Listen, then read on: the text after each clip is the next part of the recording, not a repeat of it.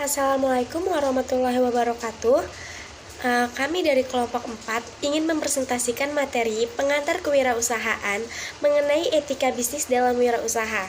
Sebelumnya, perkenalkan, nama saya Melati Agustina sebagai moderator, dan anggota kami yaitu Bagas Hendriansyah, Fadilah, Khairul Fajar, Laila Umi, M. Gufron Hawari, Muhammad Rafael Ramadan, dan Muhammad Syafiq Amar Ayasi.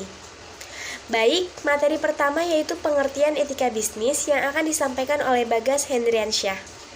Saya akan menjelaskan materi tentang etika bisnis. 1. Menurut Zimmerer, etika bisnis adalah suatu kode etika perilaku pengusaha berdasarkan nilai-nilai dan norma yang dijadikan tuntunan dalam membuat keputusan dan dalam memecahkan persoalan yang dihadapi. 2. Menurut Ronald J. Elbert dan Ricky M. Griffin, etika bisnis adalah suatu istilah yang sering digunakan untuk menunjukkan perilaku etika dari seorang manajer atau karyawan suatu organisasi. Terima kasih kepada Bagas sudah menjelaskan apa itu pengertian etika bisnis. Materi selanjutnya akan disampaikan oleh Khairul Fajar. Halo semua, perkenalkan nama saya Khairul Fajar. Saya mahasiswa Universitas Negeri Padang, jurusan Bahasa dan Sastra Inggris dengan NIM 2101945. Di sini saya akan menjelaskan tentang stakeholders. Apa itu stakeholders? Stakeholders adalah semua individu atau kelompok yang berkepentingan dan berpengaruh dalam pembuatan keputusan perusahaan. Dalam stakeholders ini terbagi menjadi dua, yaitu ada internal stakeholders dan external stakeholders. Internal stakeholders adalah pemangku kepentingan di dalam perusahaan, sedangkan external stakeholders adalah bagian dari pemangku kepentingan bisnis di luar organisasi. Di stakeholders ini terdapat kelompok yang disebut kelompok stakeholders. Kelompok stakeholders ini dapat mempengaruhi keputusan bisnis, yaitu ada para pengusaha dan mitra usaha, ada petani dan perusahaan pemasok bahan baku, lalu organisasi pekerja yang mewakili pekerja, kemudian pemerintah yang mengatur kelancaran aktivitas usaha, bank penyandang dana perusahaan, investor penanam modal, masyarakat umum yang dilayani, dan pelanggan yang memberi produk. Sekian, terima kasih. Terima kasih kepada Khairul Fajar sudah menjelaskan mengenai stakeholders. Materi selanjutnya akan disampaikan oleh Muhammad Syafiq. Selanjutnya yaitu tingkatan norma etika. Menurut Zimmerer, ada 3 tingkatan norma etika, yaitu yang pertama, hukum berlaku bagi masyarakat secara umum yang mengatur perbuatan yang boleh dilakukan dan tidak boleh dilakukan. Yang kedua, kebijakan dan prosedur organisasi, memberikan arahan khusus bagi setiap orang dalam organisasi dalam mengambil keputusan sehari-hari. Yang ketiga, moral sikap mental individual. Moral sikap mental individual sangat penting untuk menghadapi suatu keputusan yang tidak diatur oleh aturan formal. Terima kasih kepada Muhammad Syafiq sudah menjelaskan mengenai tingkatan norma etika.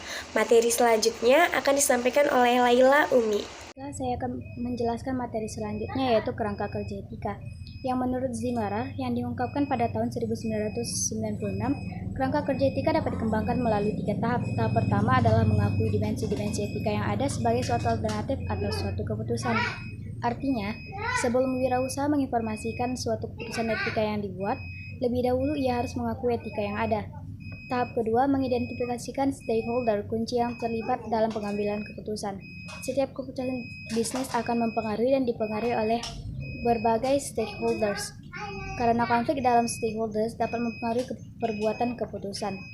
Maka, sebelum keputusan itu dibuat, terlebih dahulu harus dihindari konflik antar stakeholders.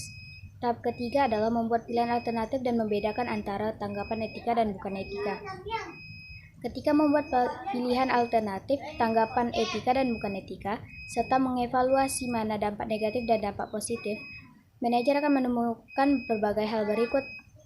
Yang pertama adalah prinsip-prinsip dan etika pelaku, yang kedua hak-hak moral, yang ketiga adalah keadilan, yang keempat konsekuensi dan hasil, yang kelima pembenaran publik, Yang keenam, intuisi dan pengertian atau wawasan. Tahap keempat adalah memilih tanggapan etika yang terbaik dan mengimplementasikannya. Pilihan tersebut harus konsisten dengan tujuan, budaya, dan sistem nilai perusahaan serta dengan keputusan individu-individu. Terima kasih kepada Laila Umi sudah menjelaskan mengenai kerangka etika kerja. Materi selanjutnya akan disampaikan oleh M. Gufron Hawari. Ini adalah tipe-tipe manajer. Manajer adalah pihak yang bertanggung jawab terhadap moral dan etika. Jika dilihat dari sudut etika berbisnis, ada 3 tipe manajer. 1, immoral management. Manajemen tidak bermoral didorong oleh kepentingan dirinya sendiri atau perusahaan. Kekuatan yang menggerakkan manajemen immoral adalah kerakusan atau ketamakan, yaitu berupa prestasi atau keberhasilan personal diri mereka sendiri. Yang kedua, amoral management. Tujuan dari manajemen amoral adalah laba. Akan tetapi, amoral management berbeda dengan immoral management. Cara membedakannya adalah amoral management melakukannya karena ketidaksengajaan melanggar hukum atau moral etika. Ketiga, moral management. Moral management bertujuan untuk meraih dan keberhasilan tetapi dengan menggunakan aspek legal dan prinsip-prinsip etika berbisnis. Terima kasih kepada M. Gufron Hawari sudah menjelaskan mengenai tipe-tipe manajer. Materi selanjutnya akan disampaikan oleh Muhammad Rafael. Baik, terima kasih kepada Melati. Perkenalkan, nama saya Muhammad Rafael Ramadan. Saya akan menjelaskan prinsip etika dan perilaku bisnis. Yang pertama, prinsip kejujuran, yaitu penuh kepercayaan, bersifat jujur, sungguh-sungguh, terus terang, tidak curang, tidak mencuri, tidak menggelapkan, dan tidak berbohong. Prinsip kedua, integritas, yaitu memegang prinsip melakukan kegiatan yang terhormat, tulus hati, berani, dan penuh keyakinan, tidak bermuka dua dan tidak berbuat jahat, dan dapat dipercaya. Yang ketiga, prinsip ketiga, memelihara janji, yaitu selalu menaati janji, patut dipercaya, penuh komitmen, tidak menginterpretasikan persetujuan dalam bentuk teknikal atau legalistik dengan dalih ketidakrelaan. Prinsip yang keempat, kesetiaan, yaitu hormat dan loyal kepada keluarga, teman, karyawan, dan negara. Tidak menggunakan atau memperlihatkan informasi rahasia, begitu juga dengan suatu konteks profesional.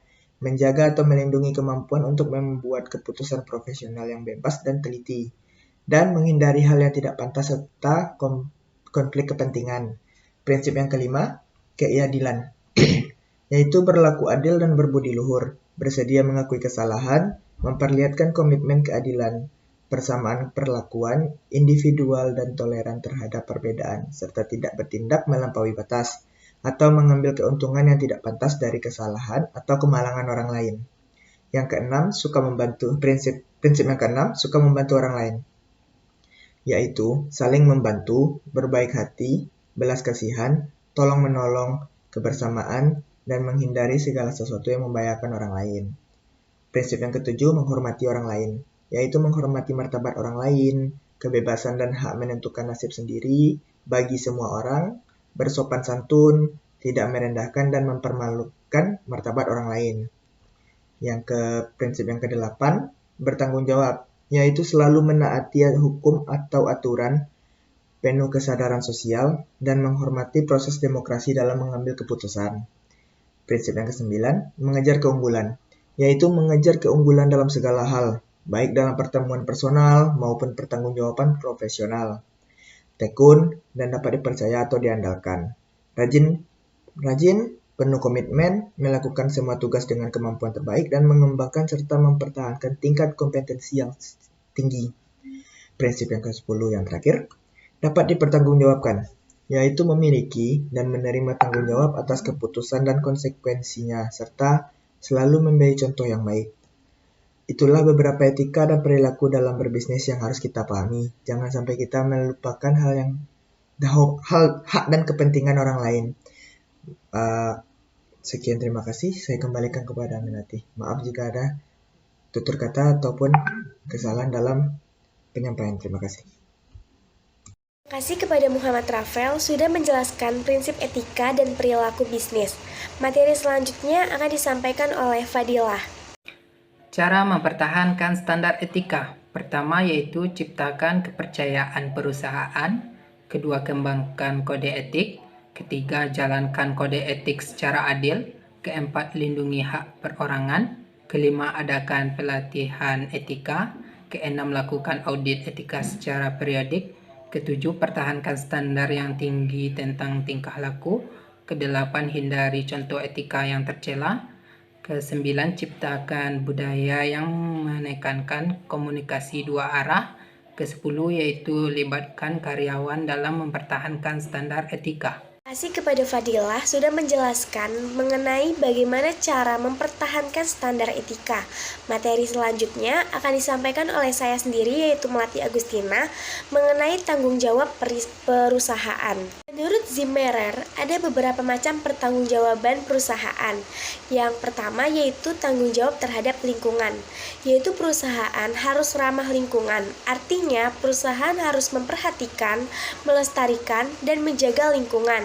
Misalnya, tidak membuang limbah yang mencemari lingkungan, berusaha mendaur ulang limbah yang merusak lingkungan, dan menjalin komunikasi dengan kelompok masyarakat yang ada di lingkungan sekitarnya.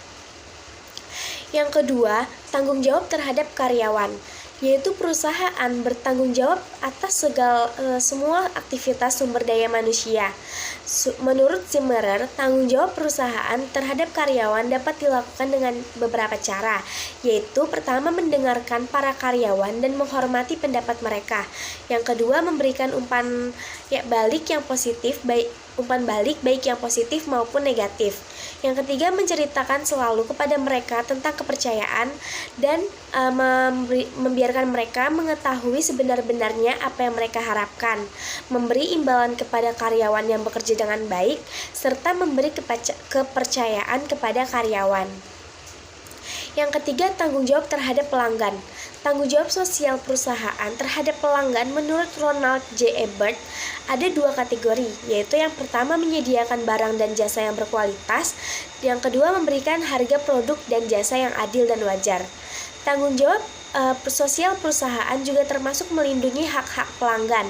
Menurutnya ada 4 hak pelanggan, yaitu hak untuk mendapatkan produk, hak untuk mendapatkan informasi segala aspek produk, hak untuk didengar, dan hak untuk memilih yang akan mereka beli. Yang keempat, yaitu tanggung jawab terhadap investor. Tanggung jawab perusahaan terhadap investor adalah menyediakan pengembalian atau return investasi yang menarik diantaranya dengan memaksimumkan laba. Selain itu, perusahaan juga bertanggung jawab untuk melaporkan kinerja keuangan kepada investor seakurat dan setepat mungkin. Dan yang kelima itu yang terakhir, tanggung jawab terhadap masyarakat. Perusahaan harus bertanggung jawab terhadap masyarakat sekitarnya, misalnya dengan menyediakan pekerjaan dan menciptakan kesehatan, serta menyediakan berbagai kontribusi terhadap masyarakat yang berada di lokasi tersebut. Sekian presentasi dari kelompok kami. Terima kasih atas perhatian semuanya. Kurang lebihnya kami mohon maaf. Wabillahi taufiq wal hidayah. Wassalamualaikum warahmatullahi wabarakatuh.